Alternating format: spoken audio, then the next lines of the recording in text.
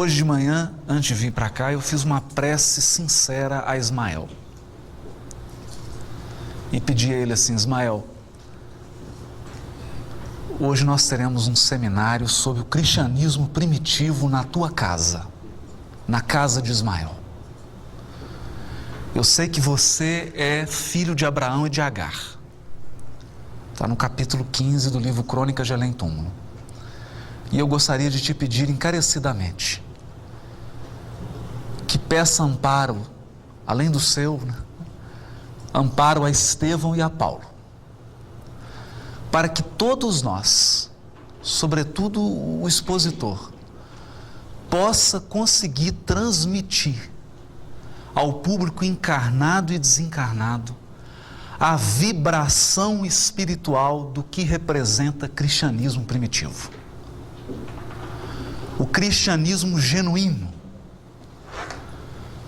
naqueles tempos em que Jesus atuava diretamente, pessoalmente, na condução da divulgação do Evangelho, tendo como atores encarnados Simão Pedro, João Evangelista, Estevão, Tiago e tantos outros missionários que souberam dar todo o apoio a Jesus para que a mensagem efetivamente se concretizasse. Então é nessa esperança de que essa vibração invada todos nós nessa manhã que eu suplico mais uma vez a Ismael que nos proteja, que nos inspire, para que esse clima espiritual realmente reine nessa manhã em que o livro Paulo e Estevão será lembrado com toda pujança por todos nós aqui presentes. Eu gostaria de iniciar com um encontro ocorrido no ano 30 entre Jesus e um juiz inclemente chamado Hanã. Numa manhã de sol, Jesus sentado numa rua próxima ao templo de Jerusalém, alguns sacerdotes conversavam despreocupadamente. Talvez tocado pela figura majestática de Jesus, Hanã se sente tão profundamente atraído pelo Cristo que chega até ele e pergunta: Galileu, que fazes na cidade? Jesus responde: passo por Jerusalém buscando a fundação do reino de Deus. O sacerdote então pergunta: e que pensas tu venhas a ser isso? Ele fala: o reino de Deus é a obra divina no coração dos homens. É a obra divina no coração dos homens. O sacerdote, num misto de arrogância, pergunta: obra divina em tuas mãos? Por acaso contas com algum colaborador ilustre? Algum príncipe hipotecou o seu auxílio a você? Ele disse: meus colaboradores virão de todas as partes. O juiz sorriu ironicamente e disse: claro, os tolos e os ignorantes estão em todas as partes do mundo. No entanto,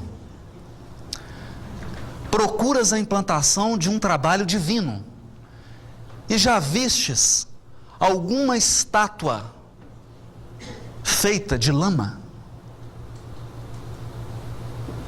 Jesus olhou para o sacerdote e disse assim: sacerdote, não há mármore mais puro e mais formoso que o do sentimento, e não há cinzel superior ao da boa vontade.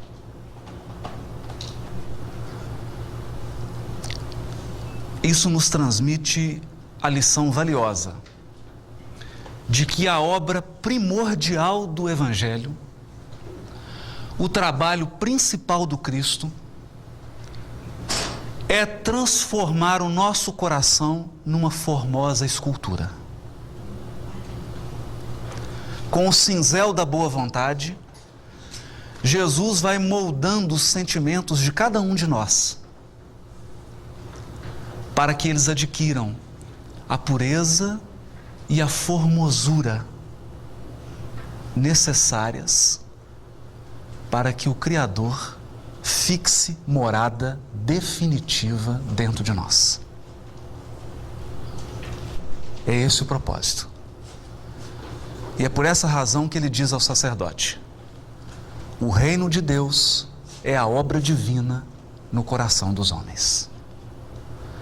Desse modo, todo o trabalho de divulgação do Evangelho, todo o trabalho do cristianismo que já atinge 2 milênios, parte e tem seu destino no coração de cada um de nós. Ora, a obra Paulo Estevão foi um presente da espiritualidade superior a nós encarnados. Hoje, depois que veio a lume algumas cartas psicografadas por Francisco Cândido Xavier em culto doméstico em Pedro Leopoldo, sabemos que o próprio Paulo e o próprio Estevão chegaram a comparecer pessoalmente na pacata cidade de Pedro Leopoldo enquanto Chico Xavier psicografava essa obra.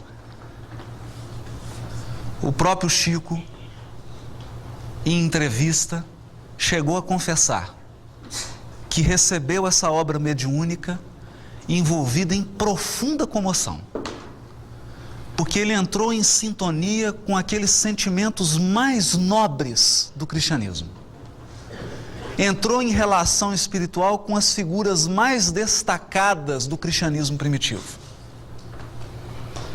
E pôde notar a beleza, a simplicidade e a seriedade desses espíritos. Mas qual o propósito dessa obra?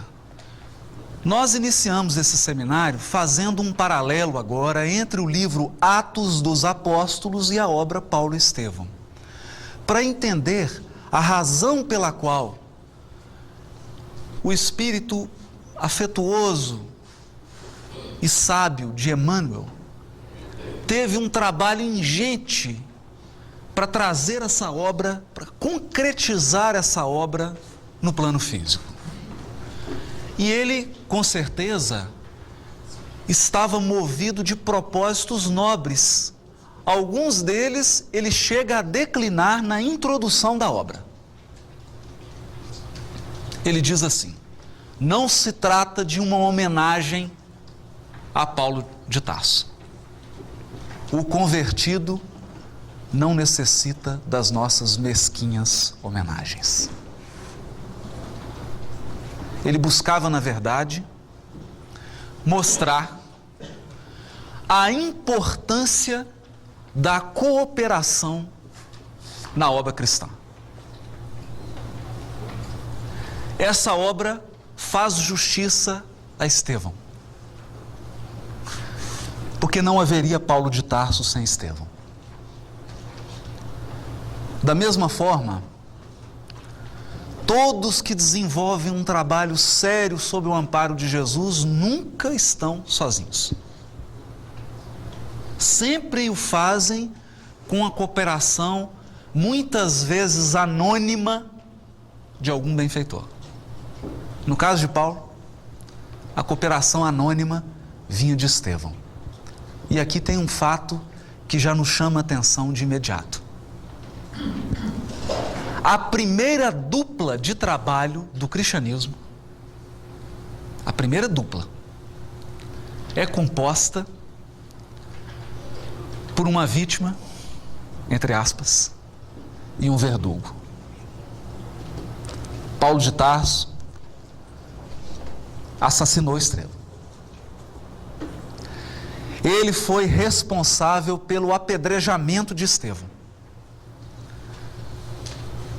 E Jesus, então, buscando selar a sua obra, colocou vítima e verdugo lado a lado por 30 anos consecutivos. 30 anos consecutivos. Talvez, essa seja a maior lição da parceria Paulo e Estevão.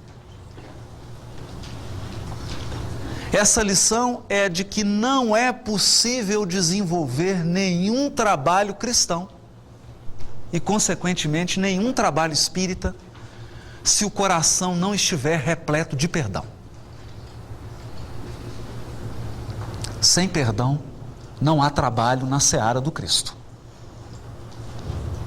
É na seara do Cristo, sobretudo na seara espírita, que se reúnem muitas vezes desafetos do passado, que vão procurar desfazer as sombras de animosidade e de inimizade através do trabalho desinteressado e do trabalho amoroso que a seara espírita proporciona a cada um de nós. Então nenhum de nós se assuste. Encontrando algum adversário lado a lado no trabalho espírita, é preciso lembrar da lição de Paulo Estevão. Por outro lado, Emmanuel sabia que o livro Atos dos Apóstolos foi escrito numa época completamente diferente da nossa. Embora Lucas narrasse com relativa riqueza de detalhes os fatos ocorridos após a crucificação de Jesus até o final do primeiro século do cristianismo, muita coisa ficou sem contar.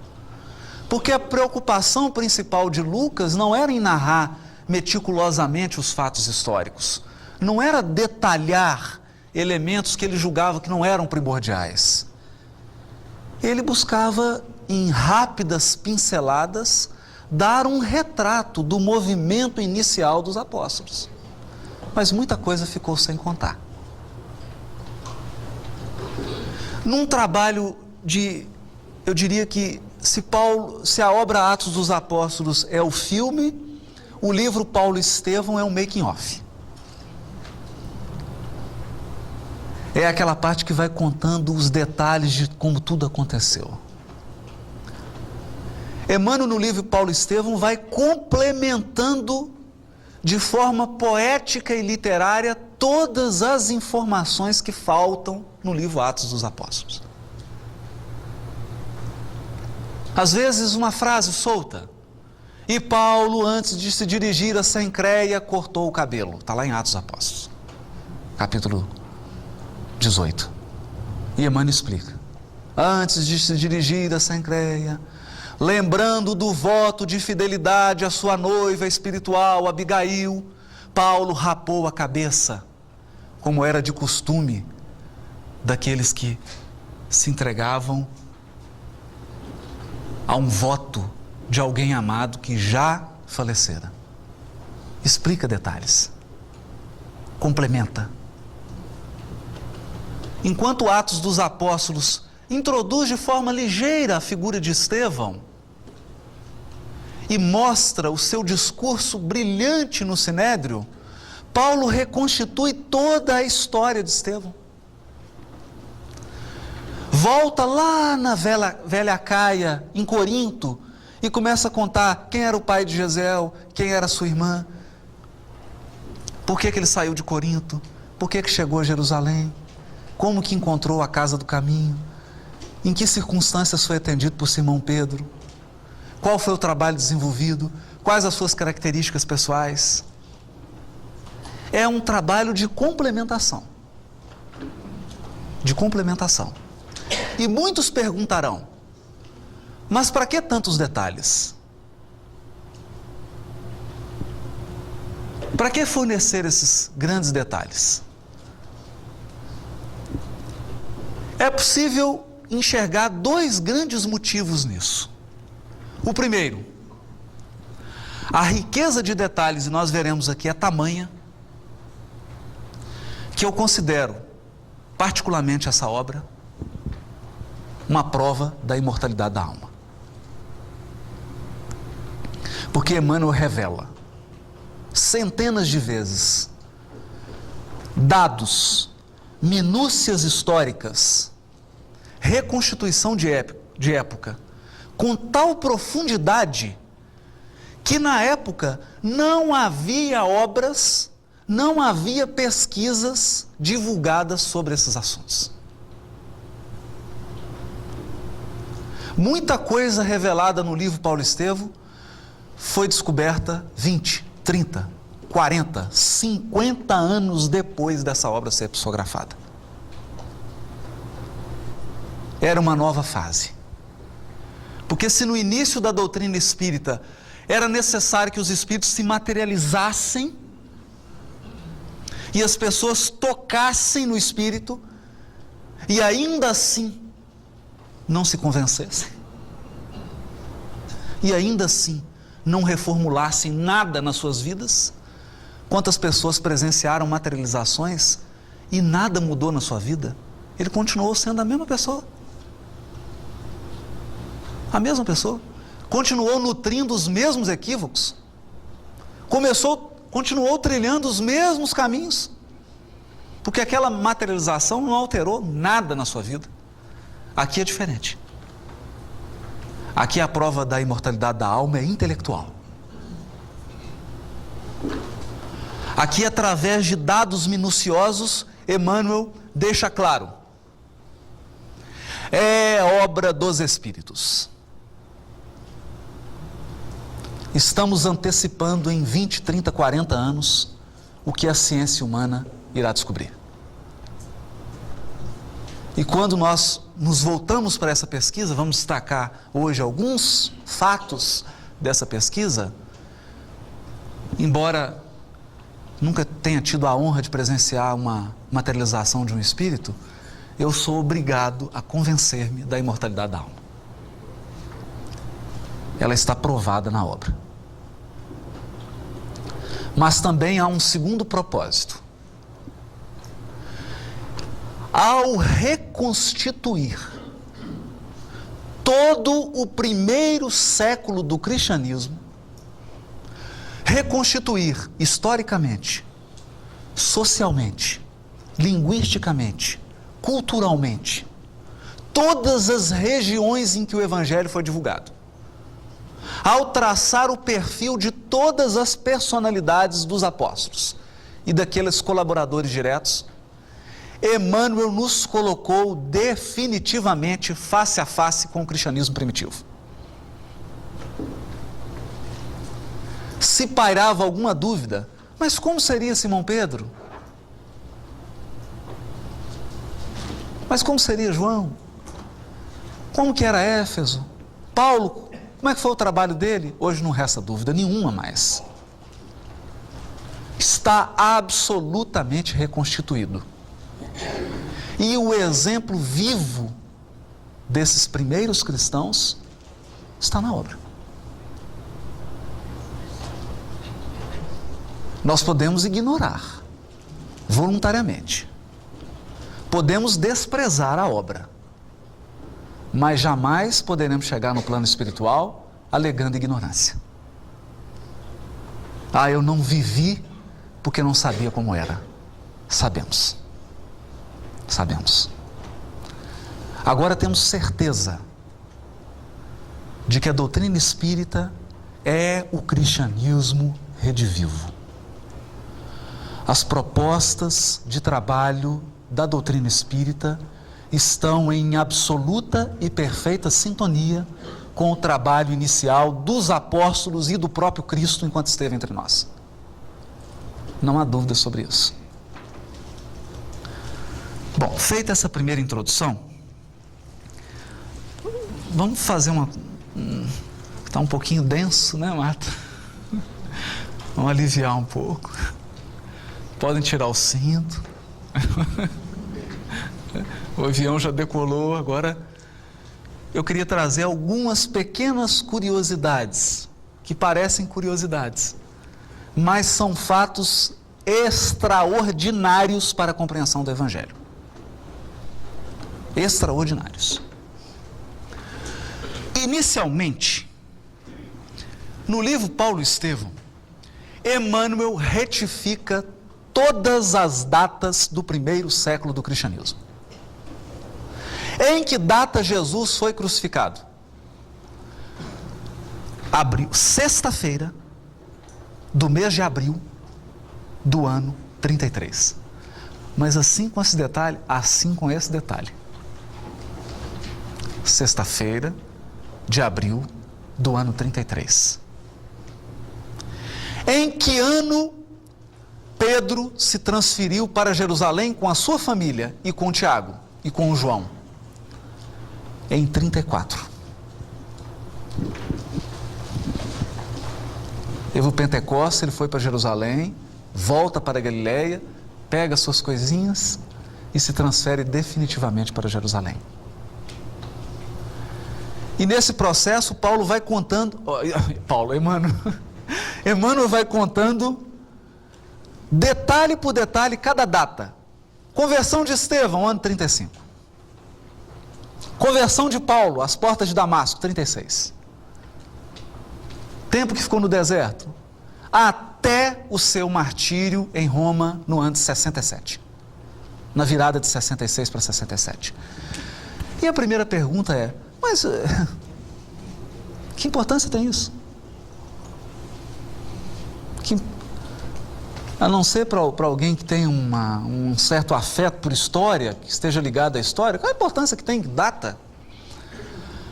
Bom, então eu vou contar apenas um fato para que a gente identifique a importância dessas datas serem fixadas.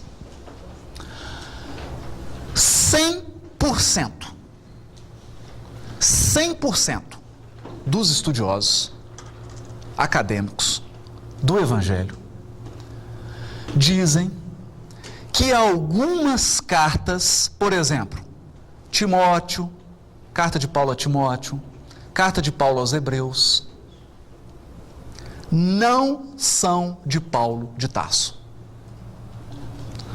Como? Não são de Paulo de Tarso. E por que eles afirmam isso? Sabe por quê? Dizem eles que, analisando essas cartas, é possível descobrir a data em que elas foram escritas. E é possível mesmo. De fato é possível. Mas que a data não se harmoniza com as datas da vida de Paulo. Portanto, não foram escritas por Paulo. Olha, essa carta foi escrita em 66. 66, Paulo já estava morto, segundo eles. Portanto, essa carta não é de Paulo. A epístola aos Hebreus não é de Paulo. Por que não é de Paulo? Porque o estilo em que ela foi escrita, dizem esses estudiosos, estou reproduzindo o pensamento deles. A carta aos Hebreus não é de Paulo. Por quê?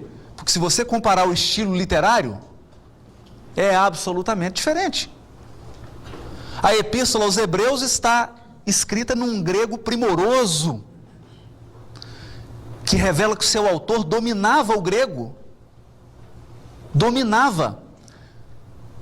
Dizem eles que o autor da epístola aos Hebreus deve ter tido uma formação em alguma escola famosa da Grécia. Porque o seu grego é primoroso, assim como o grego de Lucas. Por outro lado, as outras epístolas não apresentam esse primor na escrita. É verdade. É verdade. Mas o que eles não sabem, é um segredo que eu vou contar só para vocês aqui, mas vocês podem espalhar. É que Emmanuel resolveu todos esses problemas. Ao retificar todas as datas do cristianismo do primeiro século, ele descreveu em que data foram escritas todas as cartas de Paulo que estão na nossa Bíblia. Uma a uma. E não só a data. Ele descreveu em que local, em que circunstâncias históricas, o que Paulo estava sentindo, o que ele estava pensando naquele momento que ele escreveu a carta. Vocês acham isso importante? Eu considero precioso. Isso é um presente de Jesus.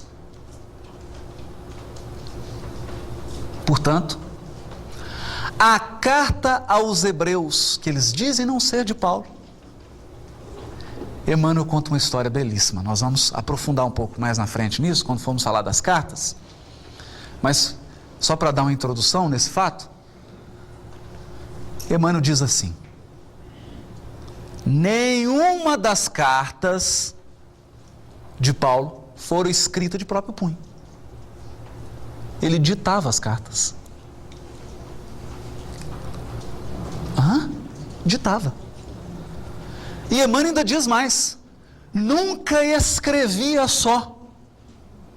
Cercava-se sempre de colaboradores, porque pensava ele que se lhe faltasse a inspiração superior, quem sabe ele poderia encontrá-la nos companheiros que estavam junto dele. E é verdade. Às vezes você não está na sintonia, a espiritualidade encontra o outro que está do seu lado. Nenhuma ele escreveu. Na verdade, os pesquisadores já desconfiam disso. No último capítulo da Epístola aos Romanos, tem um fato curiosíssimo, porque no final, o Paulo começa a mandar abraço para todo mundo. Então, é um capítulo cheio de abraço, né? E o interessante nisso tudo, ver se eu vou achar aqui,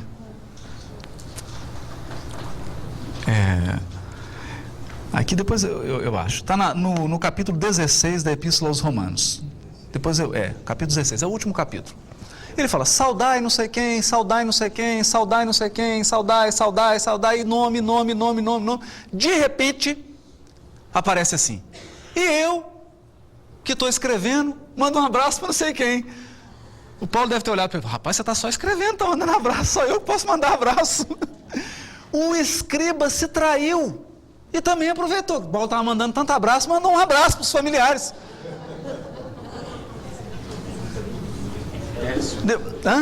Tércio. 22. É o 16, 22. Eu, Tércio, que esta carta escrevi, vos saúdo no Senhor. Já ficou tão entusiasmado. Não, já que o Paulo está mandando tanto abraço, eu, Tércio, também vou mandar. E mandou. Ou seja, esse versículo é uma pedra no sapato dos pesquisadores. Porque a carta aos Romanos foi escrita por Tércio. Mais à frente, na carta aos Gálatas, ele fala assim, vai falando um tanto de coisa, de repente ele fala: e essa saudação eu escrevo pelas minhas próprias mãos e com letras grandes. Acho que ele deve ter tomado a pena da mão do escriba e falou: a saudação vai ser com a minha letra, para eles saberem que sou eu, não era ele que escrevia. Mas a Epístola aos Hebreus, que todo mundo diz que não é de Paulo, conta Emmanuel que Paulo estava em Roma e foi fazer uma palestra para judeus que moravam em Roma. Quando ele fez a pregação do Evangelho e da vinda do Messias, começou a sair um por um, todo mundo começou a rir. Ele então sentiu aquele gelo na alma e ficou tão triste que ele diz assim: doravante eu nunca mais pregarei para os da minha raça. Se vocês não souberam receber a mensagem do Evangelho, de agora em diante eu vou me dirigir somente aos gentios. Paulo era enérgico, desceu pisando duro, e aí um velhinho, lembrando aqueles patriarcas antigos de Israel, procura ele e fala assim: meu filho, hoje uma claridade nova invadiu a minha alma, e eu te peço, por favor, não abandone os da nossa raça. E Paulo começou a chorar. Ele estava preso, uma prisão domiciliar em Roma, aguardando o julgamento de Nero. E Emmanuel diz que Nos 3 meses subsequentes, Paulo foi visto ao cair de toda a tarde, escrevendo um documento com as próprias mãos. Muitas vezes interrompia esse escrito com lágrimas. Era a epístola aos Hebreus. Foi a única verdadeiramente escrita integralmente por ele. E aí muitos perguntarão: mas Paulo não era hebreu? Não era ele um discípulo de Gamaliel? Não era um rabino ilustre que dominava o hebraico e as escrituras? Como poderia escrever num grego tão sofisticado? Mas é o próprio Emmanuel que vai responder. Nossa, o perfil de Paulo aqui. No capítulo 4, página 84 dessa edição, antes de mais nada, é só fazer uma advertência que essa obra não teve alteração nas edições, né? Algumas coisas que nós vamos tirar aqui, está aqui de verdade, depois vocês podem consultar. É que ontem nós contamos um caso engraçado. A gente tinha feito um estudo de Paulo Estevão, uma senhora nos procurou e falou assim: a FEB editou alguma nova edição do livro Paulo de Tarso, alguma coisa revisada? O seu Paulo Estevão é o mesmo que o meu? Eu falei: não, é o mesmo. Ela pode ficar tranquila que é o mesmo Paulo Estevão. Mas no capítulo 4, página 84, Emmanuel introduz Paulo da seguinte maneira: o jovem Saulo apresentava toda a vivacidade de um homem solteiro, bordejando os seus 30 anos. Na fisionomia cheia de virilidade e máscula beleza, ele era, na linguagem de hoje, era malhado, né, Marta? Sarado, é. Na fisionomia cheia de virilidade, máscula, beleza, os traços israelitas fixavam-se particularmente nos olhos profundos e percussientes, próprios dos temperamentos apaixonados e indomáveis, ricos de agudeza e resolução. Deu o perfil psicológico todo de Paulo.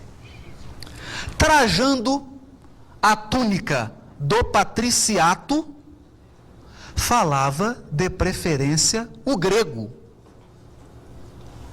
Aqui se afeiçoara na cidade natal, ao convívio de mestres bem-amados, trabalhados pelas escolas de Atenas e Alexandria. O quê? Paulo vestia a romana e falava grego? Sim. Sabe por quê? Ele nasceu em Tarso. No primeiro século, havia 3 faculdades no mundo: um em Atenas, outra em Alexandria e um em Tarso. Tarso era considerada uma cidade universitária. Nessa época de Paulo, Tarso, na realidade, estava superando Alexandria e Atenas. Por quê? Por causa de um professor grego ilustre que se deslocou de Atenas e fixou residência em Tarso, e para lá levou vários mestres gregos. Depois Emmanuel vai detalhar mais isso, e Paulo estudou nessa faculdade de Tarso, com ilustres mestres gregos. Paulo dominava a literatura grega.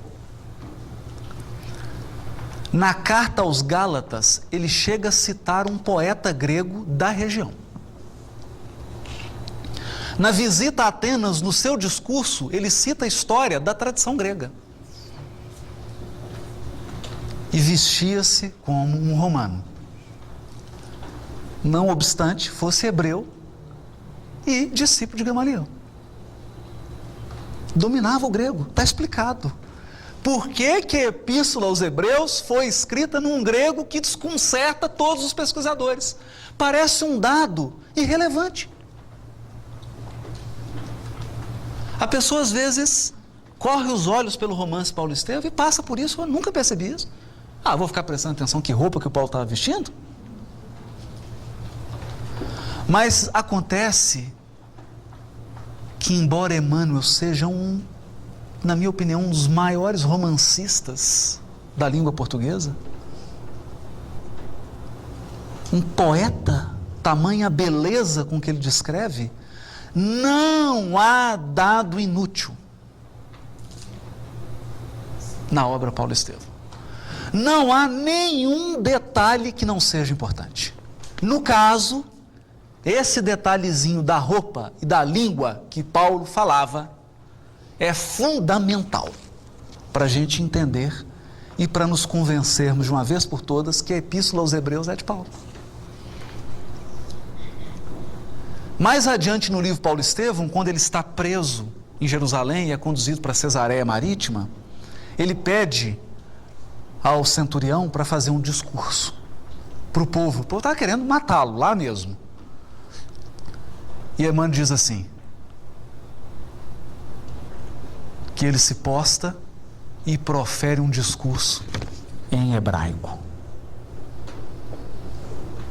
Em hebraico. Falou na língua. Quando o povo percebeu que ele estava falando em hebraico, aquele clima de respeito. Por quê? Para proferir um discurso em hebraico, só os mestres da raça. Eles viram que estavam diante de um espírito nobre. E de fato era. E aqui, Emmanuel vai prosseguindo. Num outro detalhe extremamente importante, que às vezes atormenta inúmeros espíritas,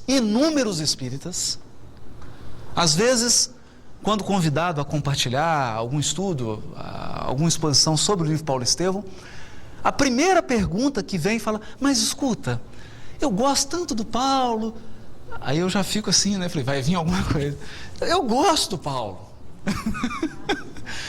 mas eu acho ele tão machista. Aquele texto da mulher submissa ao marido, não dá para engolir. E geralmente é mulher. Eu falo, não dá para... Ou nós estamos com a companheira Maria Isabel aqui, que é a juíza da vara de violência doméstica, deve estar, ai meu Deus, esse Paulo, não dá. Isso é um negócio que eu não consigo entender em Paulo. Pois é, o Emmanuel aborda essa questão. Mas aborda diretamente essa questão. Quando? Quando ele descreve, e aí a gente pensa assim, meu Deus, por que o Emmanuel está descrevendo isso? Ele gasta 5 páginas para descrever isso aqui. Paulo de Tarso pega nas mãos de Abigail, vai com ela até o pomar, na casinha de Jope, e lá começam a fazer a declaração de amor para o outro. Parecendo assim, o vento levou, uma coisa bem romântica mesmo, né? Bem romântica. E você fala, mas que gracinha, que amor, que carinho, né? Acontece que, enquanto ele descreve as flores, as brisas, e um fazendo juras de amor para o outro, ele vai delineando a experiência de Paulo relativa a casamento, relação homem e mulher. Qual era verdadeiramente o pensamento de Paulo a esse respeito? Em determinado momento da conversa, ele confessa para Abigail. Ora, até assim, um pouco, eu achei até... O Paulo era Você não está convencido mesmo. Ele começa a falar para ela, olha, eu era corredor de biga e tudo. Muitas moças se aproximaram para mim com proposta, né? Contando para ela. Fui muito assediado, sou ainda, né? Bem aquele conquistador mesmo, né? E em determinado momento ele fala assim, mas eu não aceitei nenhum desses convites. E me conservei casto, aguardando aquela companheira que me estaria destinado. E encontrei em você, Abigail. E aí nós vamos começando a entender que, naquele contexto social, naquele momento histórico de completa degradação da família, porque o Império Romano vivia momentos tenebrosos. Prostituição era fato corriqueiro. O abandono das responsabilidades domésticas, tanto do marido quanto da esposa, era fato. A educação dos filhos era relegada aos escravos. A família, que é a célula da sociedade, estava cancerosa. E eu pergunto, diante de uma infecção grave, o que um médico ministra? Suquinho de laranja ou antibiótico? Antibiótico.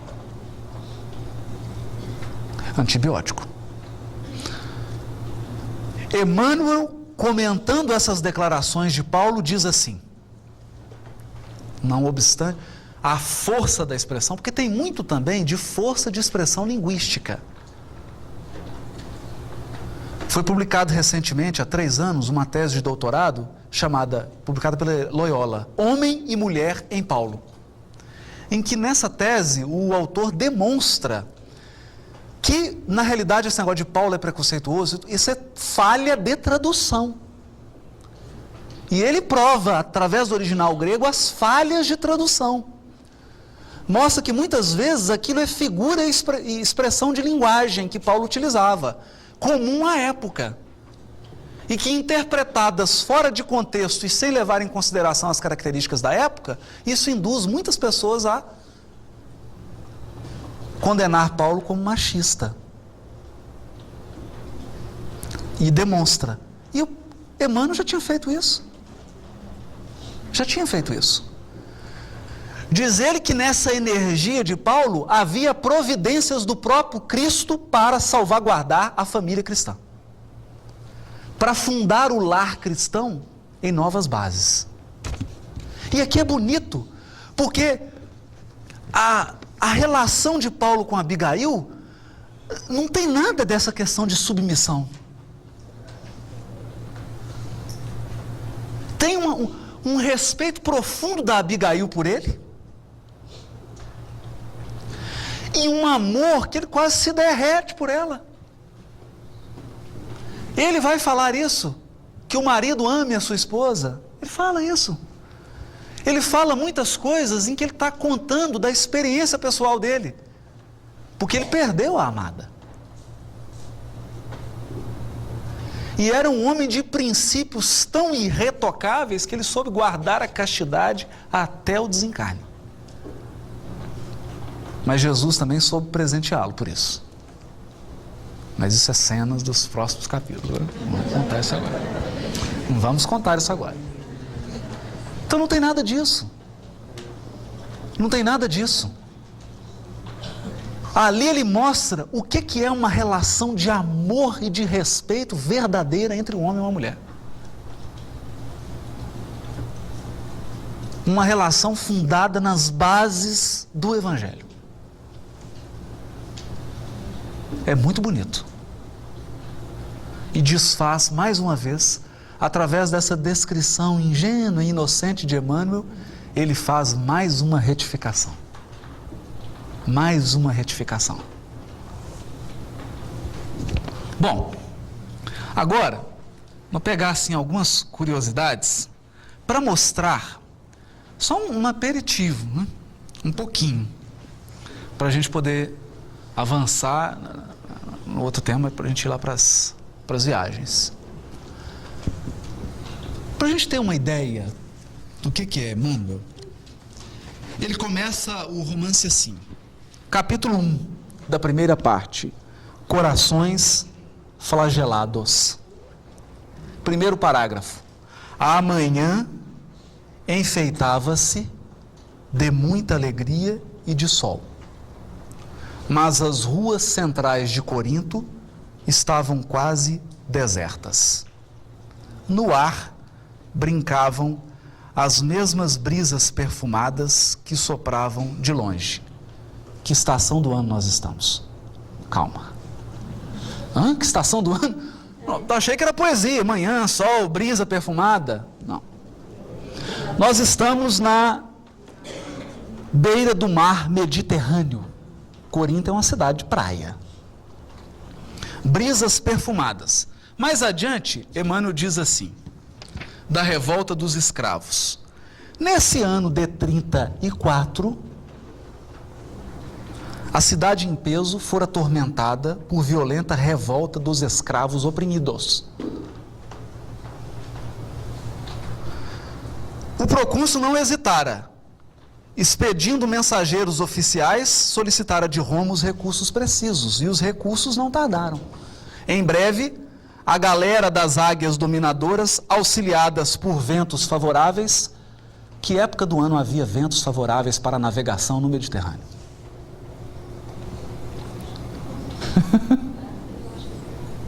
Nós estamos na primavera. Primavera. Pesquisando na internet, nos livros de cartografia e navegação no mar Mediterrâneo. Tá trabalho. A navegação começa em abril e termina em 14 de setembro. Por quê? Porque em setembro inicia-se o outono e o inverno. A partir de 15 de novembro era proibida a navegação no mar Mediterrâneo. Porque o inverno naquela região era chuvoso. Então, nessa época, além do céu ficar extremamente nublado, e os navegadores se orientavam pelas estrelas fixas, aí você não tinha bússola, você podia se perder, o Mediterrâneo era invadido por tempestuosas chuvas. Numa dessas chuvas, que foi a viagem de Paulo de Cesareia para Roma, eles naufragaram. Porque viajaram depois de novembro, depois de meados de novembro. Então, com certeza, nós estamos na primavera, verão do ano 34. Mas qual que é a importância disso? Gente, ele está introduzindo Estevão. Estevão está em Corinto na primavera, verão do ano 34. Mais à frente, no próximo capítulo, ele diz que Estevão é preso e que é levado às galeras. Quando ele é levado às galeras, o capitão do navio faz uma rota marítima de navegação, aproveitando o tempo seco. Tempo seco é outono. Tempo seco é outono. Portanto, essa viagem de Estevão, saindo de Corinto já como escravo, se deu em final de setembro e início de outubro do ano 34. Olha o que o Emmanuel faz. Mas, como nós somos céticos, eu ainda tinha alguma dúvida. Então, pesquisando mais, no meio do capítulo, Emmanuel diz assim: Iorredeb, que era o pai de Gesiel, chegando em casa, vê o Estevão. Essa vale até a pena ler. Ele diz assim: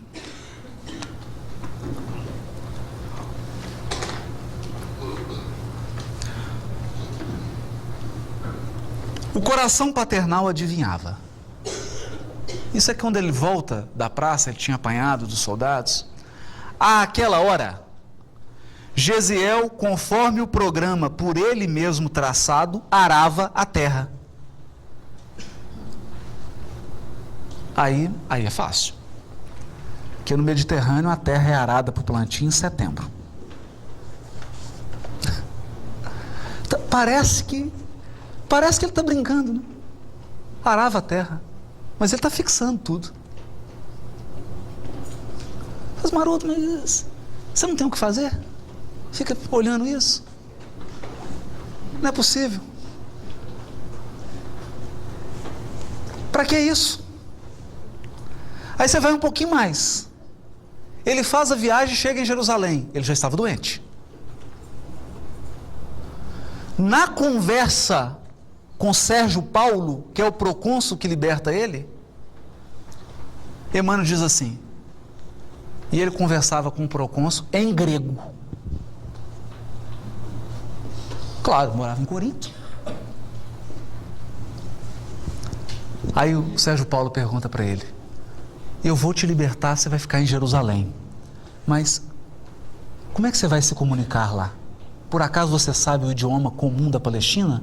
Ele fala assim, aprendi o idioma materno desde os verdes anos. Estevão falava hebraico. Olha só. E aí ele chega na casa do caminho. Fica doente. Isso na virada do ano 34 para o ano 35, que é o inverno. Inverno é chuvoso. Inverno é chuvoso. Chega em Jerusalém. Depois que ele se recupera, ele tem uma conversa com Simão Pedro, que é a célebre conversa em que Simão Pedro fala do Messias para ele. Nessa hora ele fala, mas cadê o Messias? Me leva até o Messias. Não, o Messias já veio, já foi crucificado, conta toda a história. Eu vou te trazer os textos novos. Nessa hora eu parei o livro. Textos novos?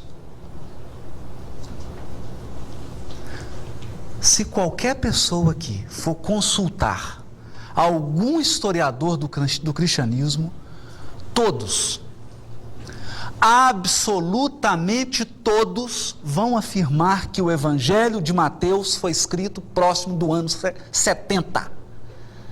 70. Mas nós estamos na primavera do ano 35.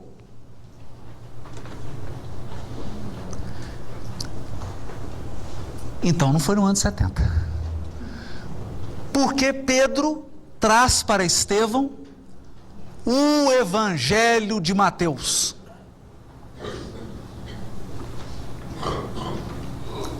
Emmanuel retificou todos os estudos de Evangelho do mundo, porque todos os historiadores eles juntam o pé e rezam e juram que o primeiro Evangelho foi o de Marcos.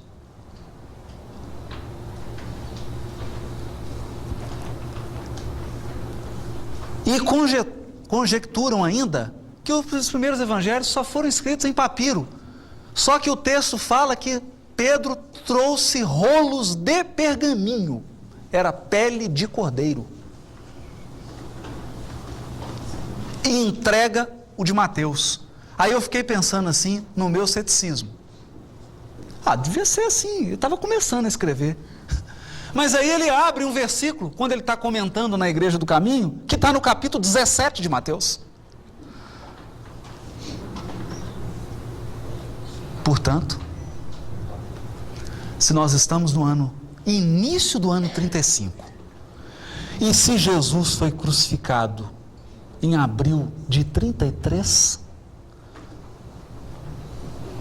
menos de um ano após a morte de Jesus, já havia Evangelho de Mateus. Agora, eu estou frisando muito isso, porque tem muito espírita que escreve e pesquisa na internet, ou abre enciclopédia, e sai falando que o Evangelho de Mateus foi escrito no ano 70.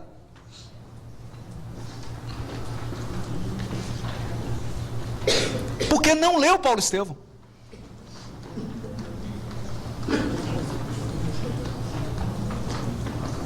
Não leu Paulo Estevão. E assim, Emmanuel vai prosseguindo nos seus detalhes, reconstituindo, com qual função? Para tirar todas as dúvidas que possam pairar, para que nós possamos sentar e estudar o Evangelho, sabendo todos os detalhes, mas para isso é preciso conjugar a revelação espiritual com a pesquisa histórica. Não pode fechar os olhos para a revelação espiritual e ficar só na internet pesquisando enciclopédia e lendo autor encarnado. É preciso se dar ao trabalho de ir na obra espiritual, porque é lá que Emmanuel resolve todos os enigmas. Bom, vamos parar essa parte, senão não dá tempo, né? Passar para as viagens de Paulo, que eu queria só mostrar um detalhezinho das viagens de Paulo. Um detalhe extremamente importante. Quando Paulo iniciou o seu trabalho de evangelização, o cristianismo passava por um momento de extrema dificuldade. O cristianismo precisava definir a sua própria identidade, sob pena dele ser tragado pelo judaísmo. Porque a primeira igreja cristã, que era a Igreja do Caminho, fundada por Simão Pedro, em Jerusalém, dependia economicamente de sacerdotes do templo, amigos de Simão Pedro, que generosamente doavam recursos para a Igreja do Caminho. Porque sabemos que a Igreja do Caminho, nas belas palavras de Emmanuel, foi a primeira obra de assistência social cristã.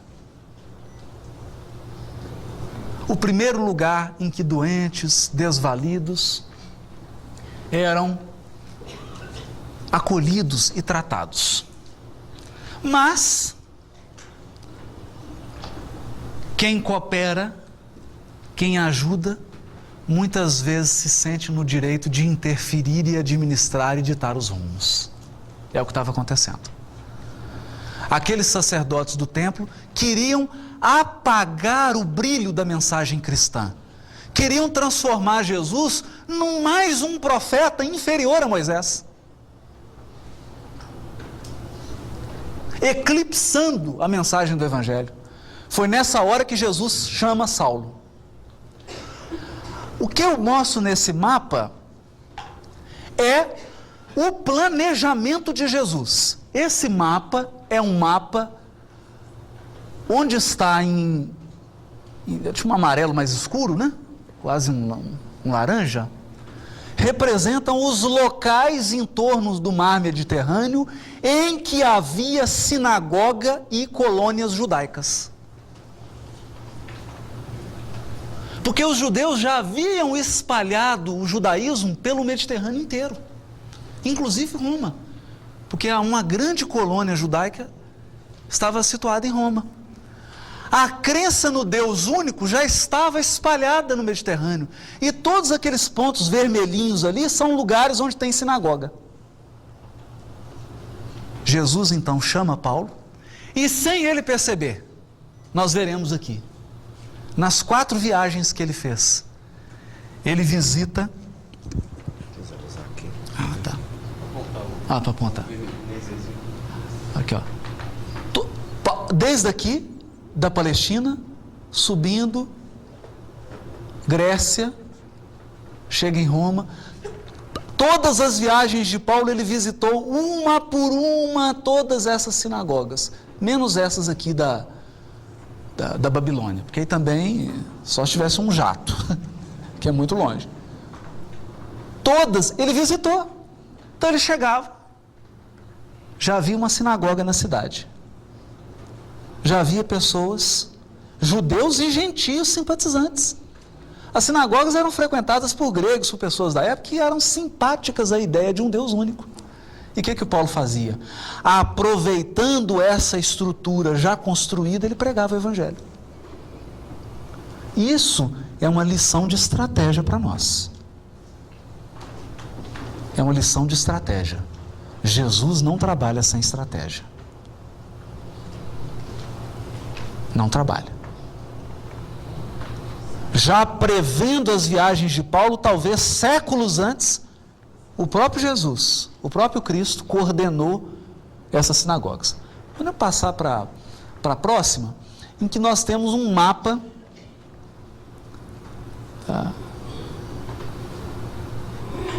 da Palestina. Eu quero só mostrar, aqui temos a Judéia, Jerusalém, aqui a Galileia, Samaria, aqui no meio, né, entre a Galileia e a Judéia, e o cristianismo começa aqui. O Atos dos Apóstolos fala que o próprio Pedro chegou a vir aqui para Samaria, aqui na Galileia eles saíram, então na Galileia o evangelho já estava espalhado. Coube a Paulo sair desse círculo do judaísmo e expandi-lo. Então vamos ver ligeiramente a primeira viagem, por exemplo. Paulo já estava na igreja de Antioquia. Isso já era uma providência da espiritualidade, porque em razão da própria perseguição de Paulo, os cristãos fugiram para outros lugares. Saíram de Jerusalém e se espalharam pelo Mediterrâneo, temendo a perseguição do próprio Saulo. E um dos locais em que foi fundada uma igreja belíssima era a igreja de Antioquia. Antioquia, não está passando? Pode passar. Não, aqui, só esse mapa antes. Aqui, ó, é no ano 100. E o que está em laranja aqui, e pontos de vermelho, foram locais em que Paulo ou seus emissários espalharam a igreja. É o mesmo ponto, ele sobrepôs. Talvez o comando de Jesus tenha sido assim: Paulo, onde houver uma sinagoga, funda uma igreja cristã, para dar continuidade. Acabou a época da primeira revelação, agora é a segunda revelação. Primeiro, pode ir, por favor. Aqui é a primeira viagem. Ele está aqui, ó, em Antioquia da Síria. Aqui é a Judéia, a Palestina. Deserto da Síria, ele está aqui. E é daqui que ele parte, vem para Chipre, vem para cá, vai para cá, Icônio, Listra, vem depois volta, vem para Jerusalém. É a primeira viagem. A gente já vê como que ele avança. Ele já dá um avanço. Já saiu do território da Palestina e da Síria. O cristianismo já começa a avançar. Segunda viagem, por favor.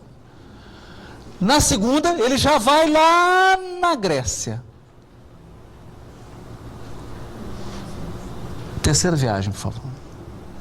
Aqui, ele volta, reforça o trabalho na Grécia, porque as igrejas estavam precisando de um reforço.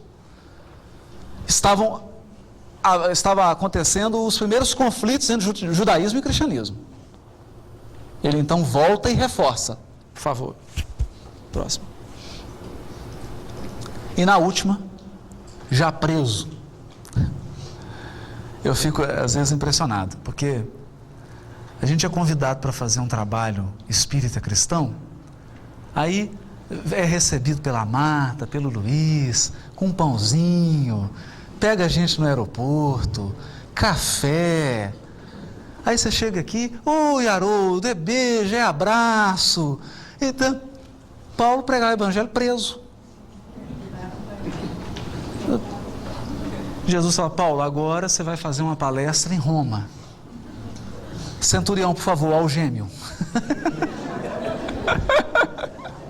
E a gente ainda reclama que está cansado da atividade espírita, que não aguenta mais, que é muito problema. Paulo vai preso. E como se não bastasse, o navio naufraga. É mais ou menos assim: vem para fazer a palestra na FEB e o avião cai. O único sobrevivente, o palestrante, é retirado dos escombros. Vai lá o presidente da FEB, o único sobrevivente. Ele falou: não, eu preciso correr, que tem uma palestra agora na FEB. Sobrevivente. E chega a Roma. E não é que ele implanta a igreja? implanta a igreja, recebe Simão Pedro, fixa tudo e ainda faz mais uma viagem. Vai até a Espanha. Mas essa teve que ser rápida, porque aí prenderam um João Evangelista e aí chamaram ele para ajudar. E aí ele volta, mas ele foi até a Espanha. E se deixasse, ele chegava até no Brasil, nadando. Porque Paulo não tinha tempo ruim para Paulo de Tarso. Esse era prontinho. Todo esse trabalho, o que aconteceu com Paulo? E aqui tem uma passagem, eu queria falar agora das cartas de Paulo. Na segunda viagem, Paulo já chega em Corinto, e aí ele começa a receber solicitações. Olha, aquela igreja que você fundou está com um problema. Aí chegava outro emissário, olha, a igreja tal que você fundou está com outro problema. Então, por Paulo, ele multiplicava por 10 e ia andando em cada igreja. Mas ele viu que se tornara agora humanamente impossível ele comparecer pessoalmente para resolver aqueles problemas. E o homem era tão indômito que ele começa a chorar de frustração. Foi vencido. Ajoelha e começa a chorar. Eu não estou dando conta de fazer o trabalho. Jesus vai ficar triste comigo. Ele me chamou e eu não estou dando conta. Começou a ficar triste. Acho que ele ficou tão triste, que olha o que aconteceu.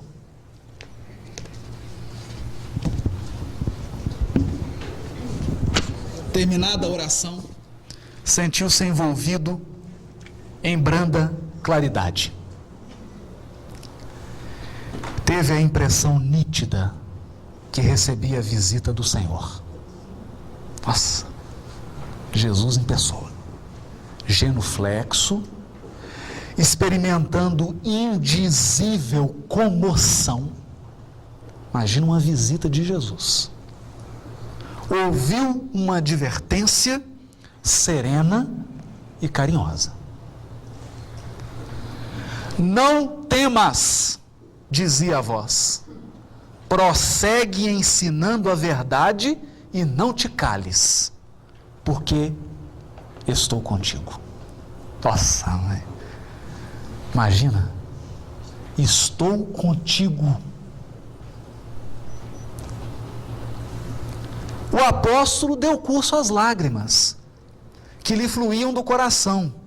Aquele cuidado amoroso de Jesus, aquela exortação em resposta ao seu apelo, penetravam-lhe a alma em ondas cariciosas.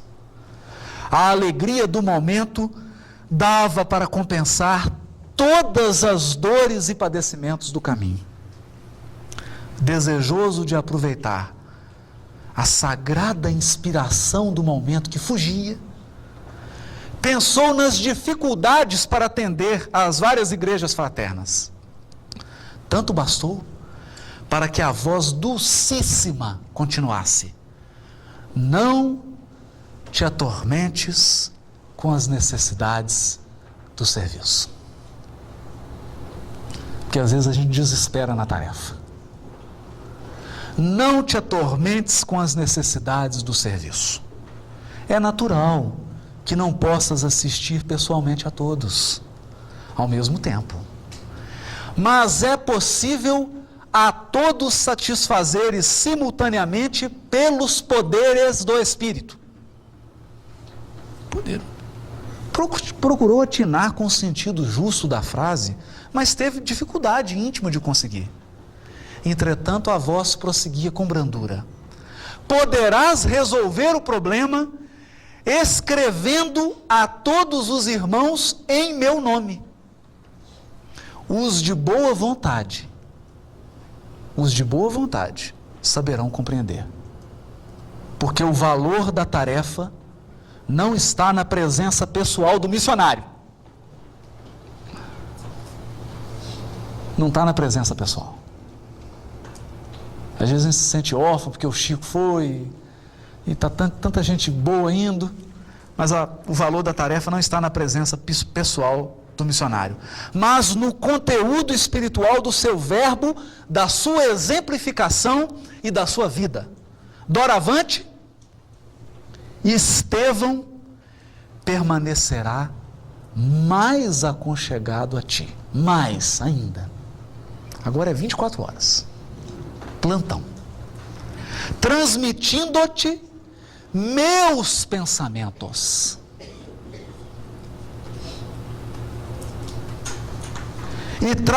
E o trabalho da evangelização poderá ampliar-se em benefício dos sofrimentos e das necessidades do mundo. Portanto, as cartas de Paulo que estão no Novo Testamento foram ditadas pelo próprio Cristo a Estevão, que as ditou a Paulo, que as ditou ao grupo que escreveu. Guardados os pequenos problemas de filtragem e de algum probleminha na forma, na transmissão, as cartas de Paulo representam o pensamento de Jesus.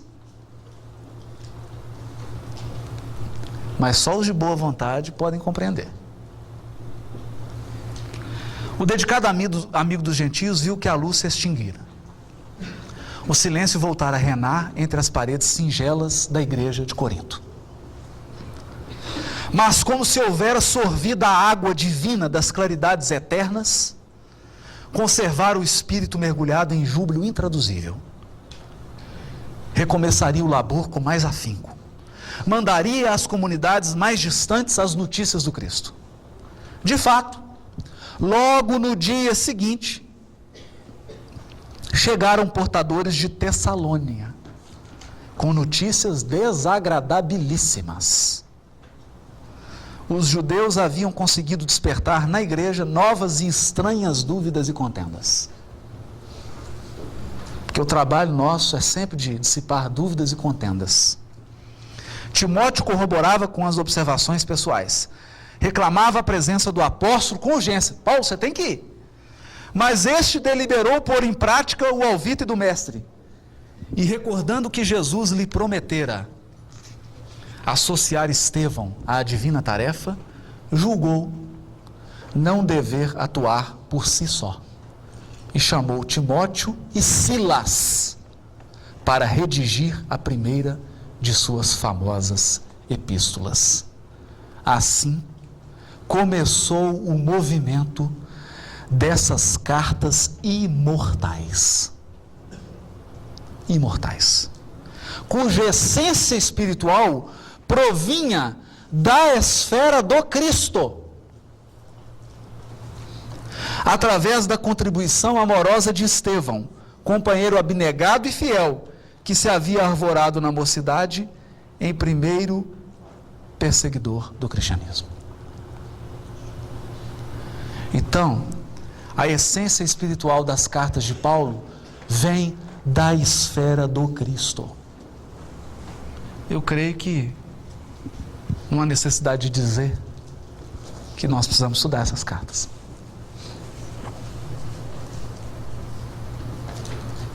Aliás, um livro, Testemunho de Chico Xavier, da Sueli Calda Schuber, ela fala isso. Um dos conselhos do Emmanuel para o Chico foi: leia as cartas de Paulo.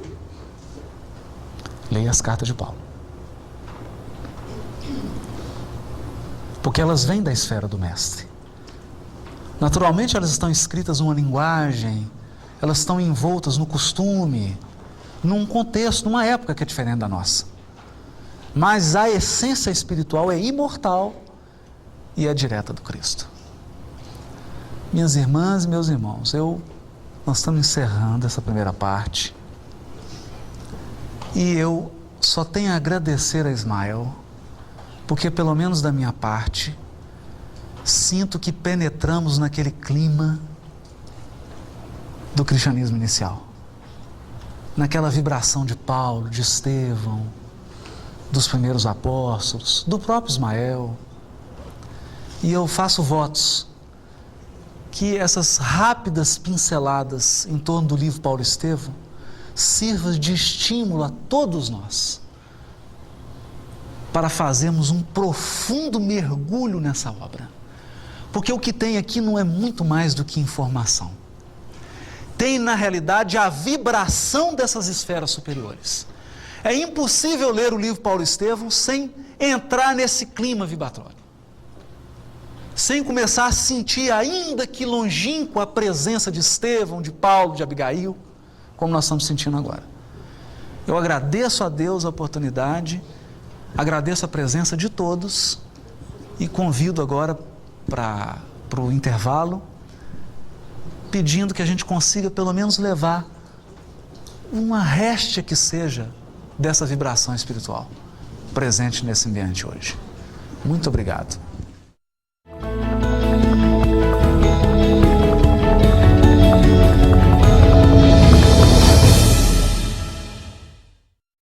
Bom, a Marta me pediu para contar uma história. Ela foi, de certa forma, contada assim, resumidamente, no primeiro artigo do Reformador, da coluna Cristianismo Rede Vivo, que foi o resultado dessa, quando eu tinha iniciado essa pesquisa sobre datas no livro Paulo Estevão. Depois de fazer todo o trabalho, levantar todas as datas, coloquei num papel, tudo esquematizado, e aí comecei a fazer uma pesquisa realmente histórica, buscar autores acadêmicos, americanos, alemães, franceses, para saber como que estava essa questão das datas. E aí eu tive uma surpresa que eu confesso que fiquei assim, quase que aterrorizado, porque nenhuma data batia com Emmanuel. Nenhuma data. Emmanuel falava que a crucificação foi no ano 33, os historiadores todos falam que foi no ano 30. E aí começa, mudava tudo. Eu falei, bom, agora eu estou perdido. Porque só se cortar meu pescoço. Mas Emmanuel não erra. Não é fanatismo, não. Eu nunca vi Emmanuel errar. Eu contei essa história para um amigo e ele me contou uma outra semelhante. Quando o Chico psicografou o livro Evolução em Dois Mundos, uma equipe de médicos foi em Uberaba. O Chico falou, Chico, gostamos do seu livro e tudo, mas olha, tá cheio de erro, Chico. Tá cheio de erro de biologia, de não sei o quê. O Chico falou, não, mas não é possível. Eu vou consultar então o espírito de André Luiz. E aí concentrou. Ó, o espírito de André Luiz está aqui, está dizendo que vocês todos estão errados e ele está certo. Desse jeito.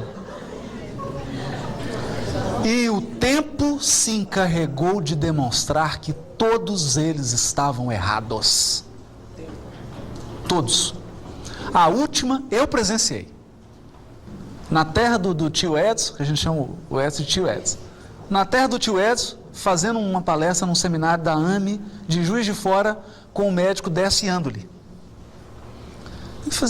Ele fez a dele, depois ficamos conversando, ele falou assim, olha, você não imagina, eu fui fazer uma palestra espírita e falei de uma questão lá da orquídea, negócio complicado lá de biologia, não é a minha área, que uma relação entre um fungo e uma orquídea lá era uma relação parasitária, que estava lá na obra Evolução em Dois Mundos. No final, um botânico procurou ele e falou assim, olha, gostei muito da sua palestra e tudo, mas tem um detalhe, eu sou botânico e essa relação desse fungo com essa orquídea é simbiótica, não é parasitária. Aí disse que ele sentiu aquele mesmo torpor que eu senti, né? Eu falei, meu Deus, será que o André Luiz errou, né? E ele foi então na Unicamp, num setor lá de orquídeas. E encontrou um especialista em botânica e foi conversar com ele. Eu sou meu amigo, sou médico, tudo, eu queria tirar uma dúvida. É aquela relação daquele fungo com a orquídea, não sei o que e tal.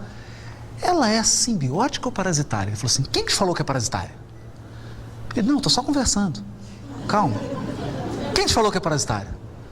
Aí ele, não, eu tô querendo saber se é. Ele falou, ó, nos livros está constando que é simbiótica, mas minha tese de doutorado será defendida semana que vem e vai provar que é tá, simbiótica, vai provar que é parasitária. Ele falou, você vai defender uma tese para provar? É parasitária. confirmando a obra Evolução em Dois Mundos. Né? Comigo aconteceu uma coisa semelhante. Essa história é até muito engraçada, porque depois de fazer todas essas datas, aí eu fiquei desesperado. Aí comecei a comprar livro. Falei, às vezes eu estou comprando livro errado, estou estudando os historiadores errados. Comecei a comprar livro. Um belo dia, quando já estava lá na cifra dos 50 livros, e a esposa já estava sem conversar comigo há uma semana, falou, se entrar mais um livro de história de cristianismo aqui, tadinho, hoje já tem 1.500. Bom, mas aí eu falei, não, pode deixar. Estou pesquisando, aí encontrei um livro. No meio desse livro tinha uma tabela. O título da tabela era Cronologia Alternativa.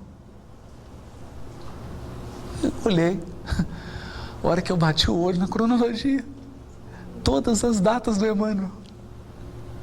Todas as datas do Emmanuel. Daquela hora em diante, 24 horas sem dormir, sem comer, sem ir ao banheiro, sem tomar água. Fui para a internet e falei, agora eu tenho que achar isso. Eu tenho que achar o livro desse homem, não é possível. Harold Henner. Um americano, morava em Dallas. Pesquisei. Tese de doutorado não publicada. Falei, não é possível. Eu vou em Dallas, nem que seja a pé. Né? Passa por cima, deixa eu nadando no mar do Caribe, até chegar lá. E pesquisa, virei para a pessoa e falei, não vai ter jeito. Depois de 3 meses, não conseguia nada, não tinha jeito. Falei, olha, vou entrar no site aqui da universidade, é a Universidade Protestante de Dallas, um seminário protestante, Dallas Theological Seminary. Mandamos um e-mail para lá, para o Dallas, dizendo, olha, estou fazendo uma pesquisa aqui no Brasil sobre cristianismo, e há uma tese do ilustre Dr. Harold Henner, e não sei o quê. Então, falei, bom, vou lançar e pedir para Deus aqui que ajude. Não é que a bibliotecária respondeu o e-mail? Respondeu o e-mail dizendo assim, olha, infelizmente, nós temos a tese aqui, mas ela fica conservada, então nós não podemos tirar xerox. Mas essa tese tem uma microfilmagem dela em algumas universidades norte-americanas. Então, vou te passar os e-mails, você entra em contato, quem sabe você consegue esse microfilme. Aí, minha esposa mandou e-mail para todas essas universidades. E a Universidade de Salem, lá das Bruxas, Universidade de Salem, respondeu. Minha esposa mandou o e-mail, que ela é professora de inglês, e diz ela que não dormiu. A noite inteira estava numa biblioteca conversando em inglês, tudo em inglês, e conversando, acordou de manhã e falou assim, eu estou exausta, eu não aguento mais conversar. Conversei a noite inteira.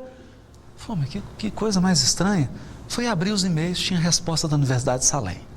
Agora olha a resposta. O bibliotecário, chefe da biblioteca da Universidade de Salem, respondeu o e-mail assim, nós temos aqui um microfilme, da tese de Harold Henner. Eu acabo de enviá-lo para você, com todas as despesas pagas, e você tem 1 mês para ficar com o microfilme. E depois você me manda. Não se preocupe, as despesas de postagem da volta já estão pagas.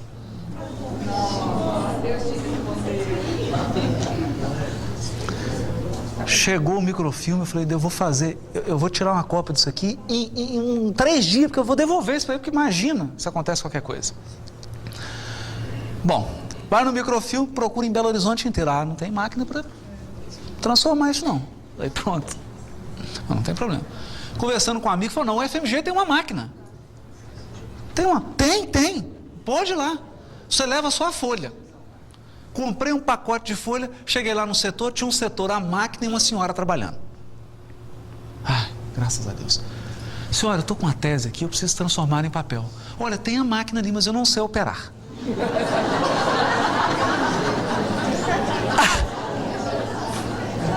Eu falei, mas engraçado, por que ela fica nessa sala? Porque na sala tinha ela e a máquina. Bom, curiosidades à parte, sentei na máquina para ler o manual, para aprender a operar a máquina. Depois que eu aprendi a operar, tirei, fiz a cópia, peguei o microfilme, devolvi para ele e fui estudar.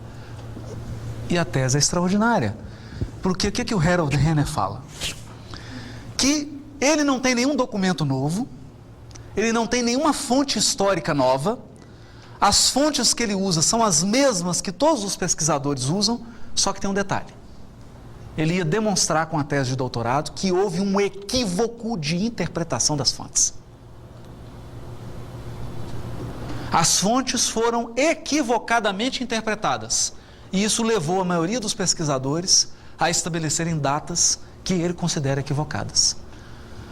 E aí ele vai tecendo data por data, mas é um primor. É um primor. E foi muito interessante porque, de um lado tem a revelação espiritual de Emmanuel, que dá de presente com lacinho vermelho as datas. E do outro, um pesquisador humano que pegou uma picareta e furou em pedra, data por data, demonstrando matematicamente por que aquela data é aquela data. E aí o que acontece? A gente percebe que, unindo a pesquisa histórica com a revelação espiritual, a gente monta o quebra-cabeça. Então hoje, se alguém fala para mim assim, não, mas o Emmanuel errou, eu falo, me desculpar, mas eu nunca vi isso.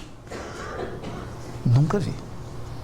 Tem coisas extraordinárias. Pra vocês terem ideia, eu ontem, fazendo um resumo aqui, ainda percebi um outro fato. Agora vai me dar um trabalho mais um mês, Marta. O Emmanuel mudou uns negócios aqui da língua que era falada na Palestina, agora eu estou perdido.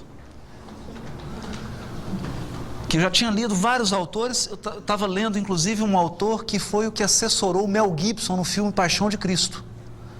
Está correto, Jesus falava aramaico mesmo, do Tiberíades. Isso o Emmanuel confirma inclusive no Há 2000 anos.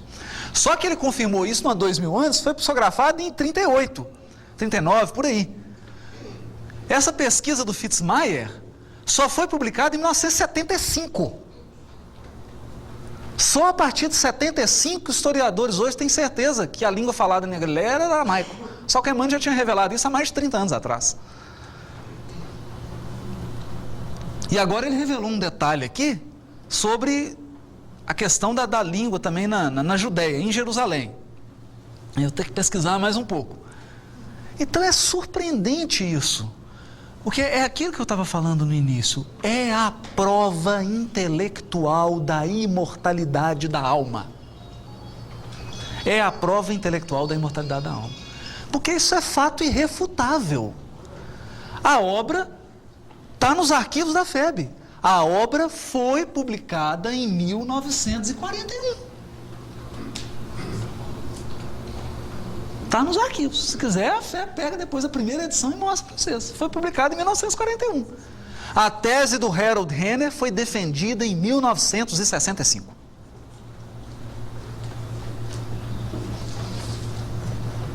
Quando o Emmanuel ditou essa obra, Harold Renner estava mamando.